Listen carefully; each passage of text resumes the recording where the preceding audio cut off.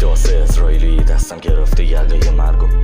خودتو جمع کن انگل مفخور حرکت لاشها روی پرده سینما مافیا کلمات حلقه میزنه دور جدولا تمام جملات روی مغز من هک شدن چطوری میخوام بکشم منو بی اخلاق ساختمان مغز انتهای جهل ابتدای مرگ مقتدرونم اشتباه بودم اما اتفاق خوبم تو زندگی هر کسم پا به پاش بودم مرام اتم بوده با اینکه جانم آز شدم مصلحت اتفاقی و دروغ اشتباه خودم رو ذهن بلند بدون کوس میخونم فعل و دستم نیست قلم 20 رایمم 30 شادم نه باور کرد ساختمان مغز منو آدم کرد یه ملافه روی پیانو یا یه زرافه جلو گیتار مرد سیگار خورد شکار شد صدام برید پس چطور داره میاد چون صدا از قلب سالمه بیار کن 220 سطحشو که قلممه دیگه فکر کن با صدا زنده کنمش 6 سال کارو اینم حدم رسیدم ته جدول با اینکه نبود حقم جنجال و حاشیه رو رد کردم اگه علاقه بود قبلش رها کردم چون رسمم بوده تا ته رفتم الانم دیگه نیستم رو خطم چون ردش کردم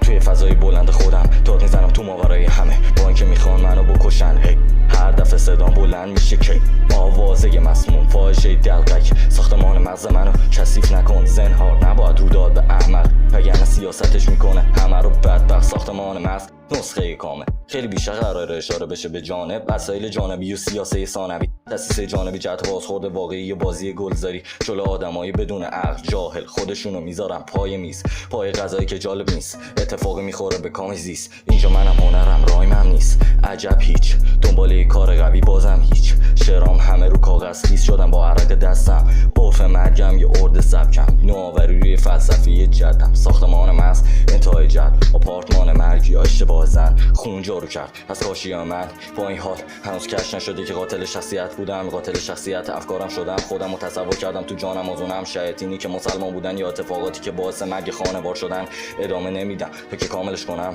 اگه بیشتر بگم شاید حاملم کنم عرف مرگم یه ارد سبکم نوآوری روی فلسفه جدم ساختمان مغز انتهای جهل آپارتمان مرگ یا اشتباه زن خون جارو کرد از کاشی من خون جارو کرد از کاشی من عرف مرگم یه ارد سبکم نوآوری روی فلسفه جدم ساختمان مغز انتهای جهل آپارتمان مرگ یا اشتباه زن خون جارو کرد از کاشی من خون جارو کرد از کاشی من خون جارو کرد از کاشی من